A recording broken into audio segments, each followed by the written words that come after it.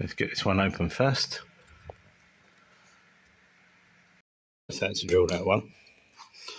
So I know these safes quite well. So on the bottom lock, we've got relockers and things attached.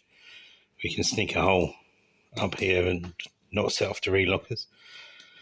So let's put the spindle in. Okay, that's open. So now we just need to pick that key lock, which in this case is an 11 lever Maurer.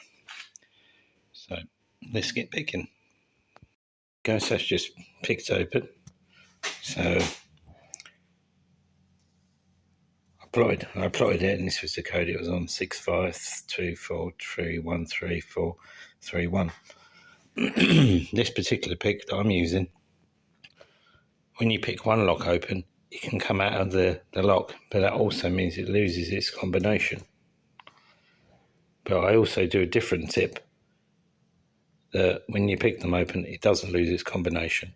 So you could pick the lock open and then generate keys if you wanted to. I mean, you can generate keys like this, but you'd have to strip the lock down and reset the keys.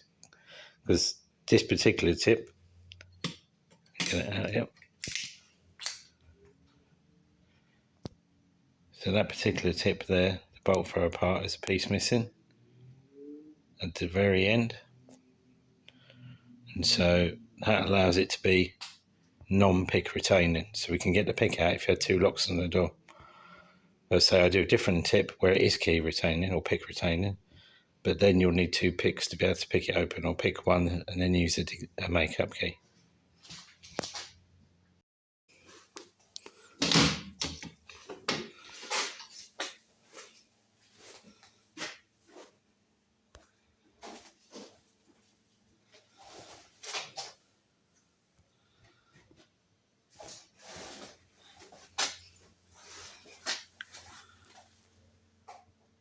And the grade 3.